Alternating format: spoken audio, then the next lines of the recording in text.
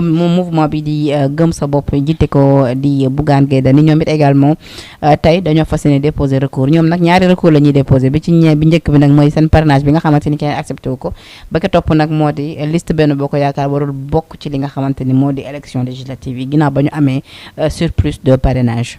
xam nga Bougane dafa dugg ci affaire bi te duggeewu ci techniquement dafa dugg politique mais dafa duggul amul technique dafa doon dugg ak technique gis nga soo duggee ci ay mbir xam nga rajo ak télévision ak journaliste kenn gënu koo xam mais soo bëggee dugg ci affaire élection ak yooyu da nga koy jàngi wala nga dem jëli ñoo xam ne xam nañu mbir mi nga ne leen yéen féete wala lii dégg nga soo bëggee faj nit da ngay dem jëli docteur ay infirmier ak ñuy jàng santé nga leen def leen santé soo bëggee affaire élection administration la da ngay wuti ñoo xam ne d'abord jàng nañ ko ak ñoo xam ne exercer nañ xam nañ ko nga teg leen ci seen wet nga ne leen jël leen lii di ma ko defal waaye Bougane bëgg jël fii gars yi tasaaroo Bougane ñëw seet si ko mu ànd ak moom alors mu yaakaar ne loolu mun na gagner réew c'est-à-dire que fu mu jaar gars yi dañ koy dóor galgal mu daanu c'est-à-dire Bougane na seetaat boppam mu taxawaat mu teeyaat mu jàngaat erreur yi nga xam ne moom def na ko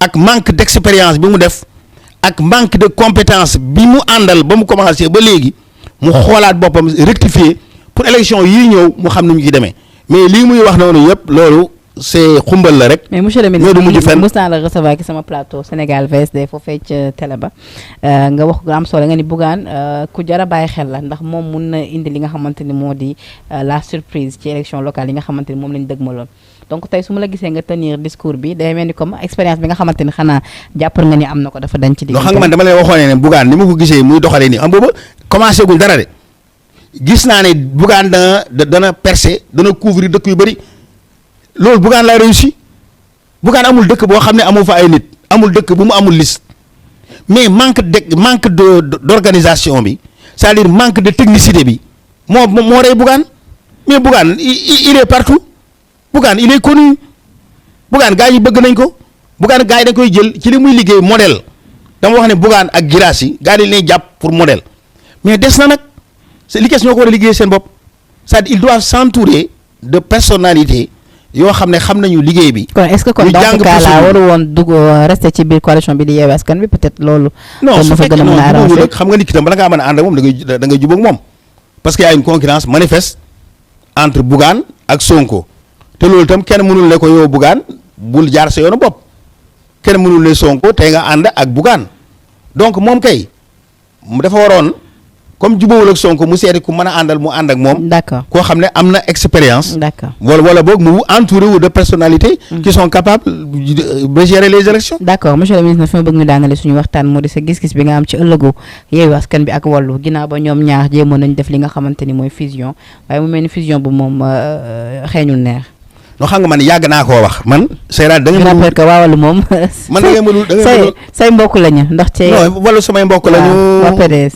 samay adversaire lañu waaye man yàlla rek mooy tax may wax parce que maa bëgg toujours lu ma wax tey su ëllëgee ñu ne Farba yaa waxoon lii loola nekk dëgg loolu laa bëgg gis nga dama waxoon ne fii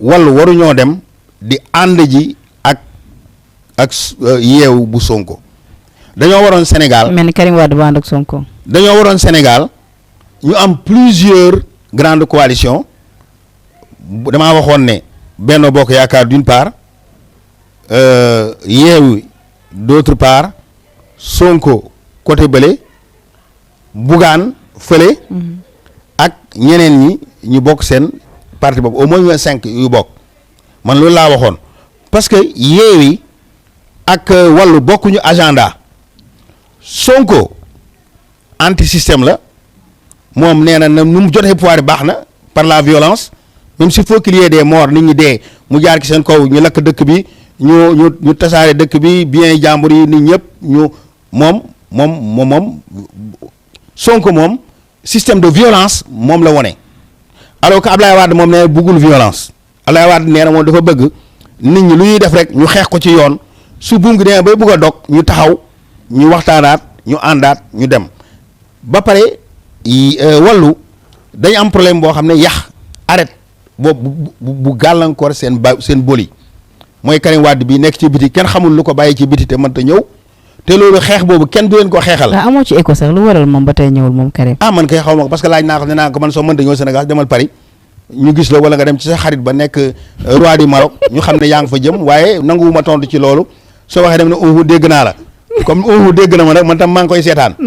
donc bokkuñu agenda. agenda bi gënoon ci PDS mooy ñu fexe ba Karim Wade ñu jëli ko andi ko loolu mooy agenda bi gën donc suñu indee Karim Wade ñu dooleel ko ñoom ñu mën a fexe ba li ñuy bëgg ñu wut ko muy retour au pouvoir. kon laa yow jàppal nga ni fusion boobu moom. man waxoon naa ko dama ko waxoon seen rajo bi ne mënut a nekk c'est-à-dire que c'est impossible waxoon naa ne c'est impossible te gis nga gars yi dañoo opine xam nga opine mooy gars yi dañoo am boulimie du pouvoir yeeyu bi nuñ ko bëgg nuñ ko amee rek baax na c'est-à-dire que la boulimie du pouvoir que ce soit par violence ou autre nuñ ko amee baax na xam nga loolu buum gi mën na dog c'est-à-dire Abdoulaye dafa wax ne éviter rupture. ci kaw rupture boobu ngay wax ñu bëri jàpp ni bu ñu demoon tey jii ba présidentielle 2024 rupture bu mag mun na am parce que su Barthélémy taxawee ni bëgg na Sonko taxaw ni bëgg na kon coalition Yewwi du exister. non Yewwi moom kii la rek suppu kànja la rek c'est-à-dire ay mécontents yi nekk fu nekk yëpp dañoo ànd booloo ñu ñëw fi mu toll egguñu fenn de mais kenn ku nekk yaa ngi xalaat yow sa morom place bi su fa nekkee yow fooy toog donc déjà Sonko Khalifa Sall. Yewwi ñoom Déthié ak ñooñu ñëpp groupe boobu nga gis ñu yëngatu yëpp kenn ku nekk yaa ngi xalaat yow ëllëg ban position ngay nekk ak fan ngay toog. mais da ngay gagné pare. alors ci cas bi nu mu tëddee nii jàpp ngeen ba tey ni mën ngeen remporter li nga xamante ni mooy législative yi au la main et bañ leen may li nga xamante ni moom la ñu bëgg à savoir imposer la cohabitation foofu ci assemblée nationale. man xam nga li may wax c'est-à-dire il faut que Benno Bokk Yaakaar la mouvance présidentielle soit consciente que c'est un moment décisif. élection législative yi ñëw ñu bañ ko caaxaanee c'est-à-dire ñu bàyyi xiiroo bàyyi ŋaayoo ànd ci unité ñoom ñu nekk benn kenn ku nekk loo xamal sa morom nga ëmb ko ba mu jekk nga takk ko denc ko ñu fexe ba ñoom ñu nekk benn ñu xam ne benn ambition mooy ambition président Macky Sall mu yeggale mandaam réaliser sa propre vision liggéey bu mu liggéey mu liggéey ko te du am cohabitation loolu ñoom la waa Bennoo war a def suñ ko defee rek am nañ déjà ay atouts parce que ils sont d'abord présents sur l'ensemble du territoire sénégalais fenn fu nekk am nañ fa. fenn fu nekk am nañ fa liste te président Macky Sall wàccoo na ak Bennoo. d'accord parce que ñun bi ñuy dem élection locale. dafa wax ne kenn ku nekk ku mënta muñ li gënoon mooy nañu ànd ñu benn mais ku mënta muñul sa morom. yow nga dem defar sa liste man damaa defar sama liste ñoom Demba Diop defar seen liste ñeneen a ngeen defar seen liste mais terewul. tout le monde est dans les rangs aujourd'hui. D'accord. Donc l'essentiel mooy il faut que tout le monde ak ñoom kële ñu mu tuddati ak fële Ziguinchor. ñoom Balde. C'est-à-dire que maintenant tout le monde est dans les rangs nañu ànd resserrer les rangs liggéey pour que gagner ko parce que am pouvoir nag moo gën ñàkk pouvoir rek xam naa si dara am pouvoir moo gën ñàkk pouvoir kon pouvoir bi soo ko yoree waroo koo caaxaanee. man loolu rek laay digal waa Benno Bokk Yaakaar loolu laay digal itam président bi.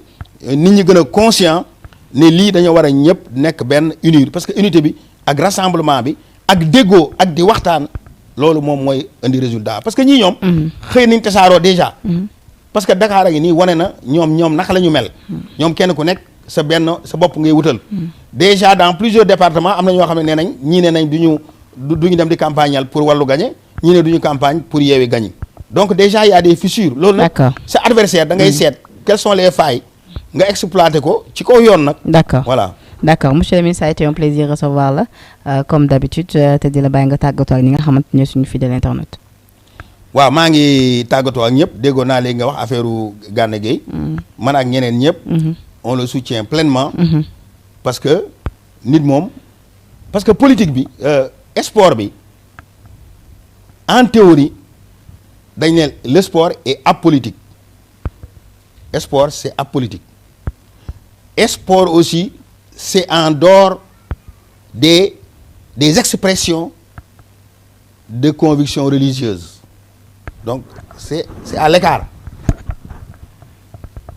sport presque laïque la ku def sport soo nga am sa religion ngay julli ngay woor suñu ko toléré nga exprimer nga def ko waaye sport waruñu ko jël guerre am na Ukraine ak fële ñu ne yow doo bokk ci parce que gars yi ñu nekk réew mi nga nekkal dafa nekk en guerre non nañu bàyyi sportif yi ñu exprimer wu librement. wala di la bëgg solloo ay couleurs. wala ñu bëgg la solloo ay couleurs yoo xam ne. yow foo ko solee sa mbokk yi ne ci fii nga bokk. parce que Gana bokkul ak ñoom Mbappé ak ñeneen yeeg wala ay ñoom français yi ñoom Giroud ak ñeneen ak ñeneen. ah. mais bokkuñu ñoom ni ñu gisee religion yi. donc dañ leen bàyyi ñu exprimer parce que Gana est en train de faire d'excellentes choses parce que Sénégal bi man bokk naa si ñu ko jàppale woon mu dem joxe un don important de plusieurs millions d'euros ministère de la santé ci affaire yi nga xam ne moom la ñuy def pour soo xëxatee ci feebar bi machine yooyu. fan yii passé sax mi ngi doon def benn collecte de fonds bu am doole ngir gën a mën a venir en aide aux enfants malades. waaw fan yi def na ko. mu nekk benn cause bu noble. fan yi mu ko doon def noonu. moom moo ko organisé moom Gana ak maam Cheikh Diouf ak sama doom Yacine Mohamed Senghor maam Cheikh mooy président wu FOROP Yacine mooy le chef du projet du dîner gala Kële mooy président bi mooy kii bi mooy ambassadeur bi ñoom ñett ñëpp sont des cofondateurs ñoo ko organisé à Paris le 12. président Macky Sall dimbali leen ci bu baax ambassadeur u Sey bi nekk fële bi nekk Paris dem na présenter aussi tous les grands joueurs stars yi ñu nga fa ils ont récolté beaucoup d'argent pour venir en aide aux enfants qui sont malades du sida et du cancer. donc yaakaar naa ça c'est important. donc Sénégal su ñu amee doom yoo xam ne nag. dafay xeex. comme moom ak ñoom Sadio Mané réew mi yëpp jug nañ takku vraiment dañ ciy jóg nit ci apporter ko li nga xamante ni moo di soutien bi. donc par ma voix ñu ngi remercier Sénégalais yëpp. yi nga xam ne taxawu nañ Gana. ñi ngi taxawi doomi Sénégalais yi. macha allah parce que Sénégal noonu la war a doxee. sa surtout doom fu ñu ko yëngalee ci biir àdduna bi. ñëpp Sénégal dañ war a. nga jóg man dañ war a jóg parce que fu mu nekk nii moo affaire d'état la gis nañ tuuti président français bi gis nañ tam tuuti ki nga xamante ni moo di président Macky Sall moom mi nga xamante ni apporté na soutien am kii di Idrissa Gana. oui mais liberté en France ak liberté Sénégal du benn. du benn parce que xam nga France yi li ñu bëgg seen liberté dominer le monde comme ni seen idéologie yi dominer le monde bi liberté yi dominer le monde liberté dafa am limite. dafa am loo xam ne ñun dañ koo bañ. ñun dañ koo jomb te loolu président Macky da koo bañ da koo jomb. am na solo Sénégal yëpp bañ ko kon loolu nañ ñu ko bàyyil. am na solo ñu ànd nag collaborer ñu li nga xam ne ñoo ko bokk ñu bokk ko. kon en tout cas ñu ngi leen di gërëm bu baax. di la sant. di la gërëm bu baax itam vraiment.